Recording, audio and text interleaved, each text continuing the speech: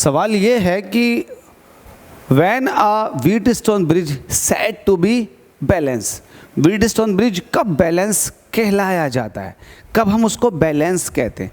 तो Wheatstone bridge balance तब कहलाया जाता है जब गैल्वेनोमीटर के अंदर से कोई करंट फ्लो कर नहीं करता है। इट मीन्स गैल्वेनोमीटर के अंदर किसी तरह कोई करंट फ्लो नहीं करके जाएगा। तो ये तभी पॉसिबल है जब गैल्वेनोमीटर जिन दो पॉइंट्स के बीच में जुड़ा हुआ हो उन दोनों पॉइंट्स का पोटेंशियल सेम हो। इसको आप ऐसे भी कह सकते हो कि पोटेंशियल डिफरेंस ज़ीरो हो। अगर पोटेंशियल डिफरेंस ज़ीरो है तो किसी तरह कोई करंट गैल्वेनोमीटर के अंदर से फ्लो करके नहीं जाएगा। और अगर ऐसा है कि गैल्वेनोमीटर के अंदर से कोई करंट फ्लो करके नहीं जाएगा तब ब्रिज बैलेंस कंडीशन में माना जाता है। ठीक है, तो ये वाली बात ध्यान रखना, बहुत इंपॉर्टेंट पॉइंट है इसके अंदर। आप कहोगे, देखो मैं आपको बनाकर दिखाता हूँ।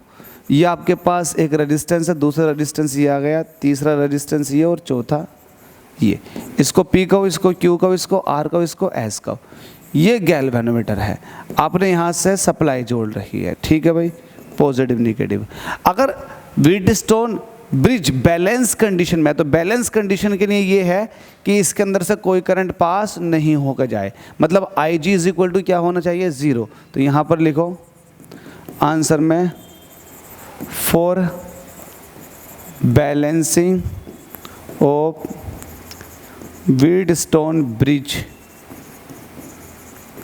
डायरेक्ट कहो, फर्स्ट पार्ट में कहो कि गैल्वेनोमीटर के अंदर जो करंट होने चाहिए वो 0 होना चाहिए। दूसरा पॉइंट ये भी कह सकते हो potential difference across galvanometer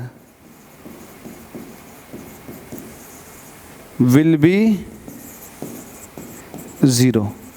potential difference across का मतलब ये हो गया कि इन दोनों पॉइंट के बीच में पोटेंशियल डिफरेंस 0 होगा। तो ये तभी पॉसिबल है जब पोटेंशियल इन दोनों का सेम हो। ठीक है, तो इसको आप ऐसे भी कह सकते हो पोटेंशियल